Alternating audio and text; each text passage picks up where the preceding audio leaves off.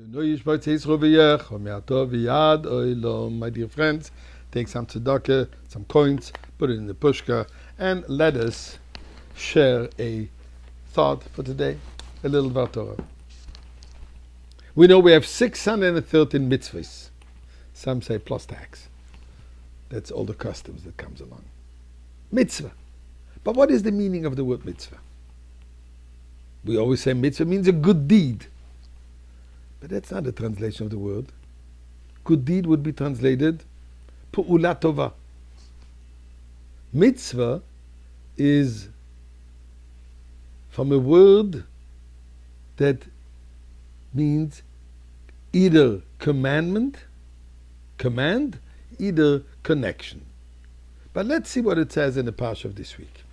Beginning of the parsha it says, Vaydaber Hashem el Moshe Lemor, and God spoke to Moses, Lemor, to say, what? Tzav es Aaron v'ezbonov Lemor, command your brother Aaron and his sons the following, to say the following. Zois Toras ha'olah. This is the law of the burnt offering. What is the law? Hi ha'olah al mogdal ha'mizbeach kol ha'layla ad ha'boker ve'isha mizbeach tukad boy. The law regarding a burnt offering is that the entire animal has to be burned completely on the altar throughout the entire night. So Rashi says, what is the meaning tzav es Aaron, command Aaron, ein tzav elo loshen zrizus,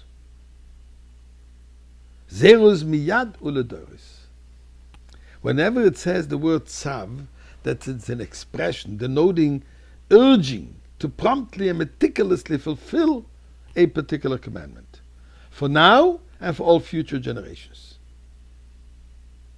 Why do we need over here the specific encouragement? Because there seems to be a total loss of money. Nobody's benefiting from it. Take an animal, burn it completely on the altar. Who is benefiting from it? The Kohen can't eat anything. The person who brought it can't eat anything. God doesn't eat a steak. Nobody's benefiting of it. So therefore we need tzav, commandment, encouraging the person to do it. But what is the meaning of the word tzav? So going back to what we said before, mitzvah has two meanings. Mitzvah meaning a command, but mitzvah also comes from the Aramaic word of tzavta v'chibur, connection. In fact, in Hebrew, a plier, the purpose of a plier, which is to connect, to put together two separate items, is called tzvat. Connecting. In fact, the plier itself is a kind of a tool which is always connected to the middle. It opens wider, etc., but in the middle it's always connected. So tzavsa means connecting. Says the pasuk. There are different reasons why a person could fulfill a mitzvah. There are different reasons why a person will obey a commandment. Either because I understand the logic of it. I'm going to keep Shabbos. Shabbos is a beautiful, logical thing. It's a day of rest. It's a day of detaching from all the responsibilities, from all the involvement and the preoccupations of the whole world. A day of sanity, devoted to family, devoted to more meaningful things of life. Keep kosher. It's a discipline. It's healthier. And so on and so forth. I put up a mezuzah. I identify it's a Jewish home. So there's a logical reason why I'm doing it. But then there's another way of doing a mitzvah. Why? God said so. As the English expression goes, for God's sake. It's done only because God wanted. Says the pasuk over here. Here is a mitzvah that we don't understand. What is the benefit, what is the purpose of burning an entire animal when nobody benefits anything from it?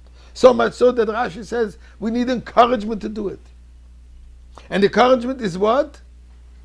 God says, this is what I want. You don't understand what I want? I don't expect you to understand me. Because if you could understand me, then I can be God. So we do the mitzvah because God said so. Says the pasuk. How do we really connect to God? When we do it because we understand it, or we do it because of total selfless commitment? The answer is korban. Tzav. The ultimate connection to God is when we do it because we submit our will to the will of God. I set aside my intelligence. I set aside my experience. I set aside my ego, my needs, etc. Only as Avraham Avinu says, Hineni, here I am for you. That's when we connect fully.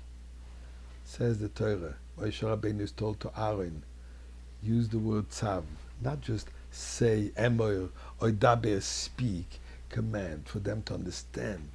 The ultimate connection with God is that total commitment.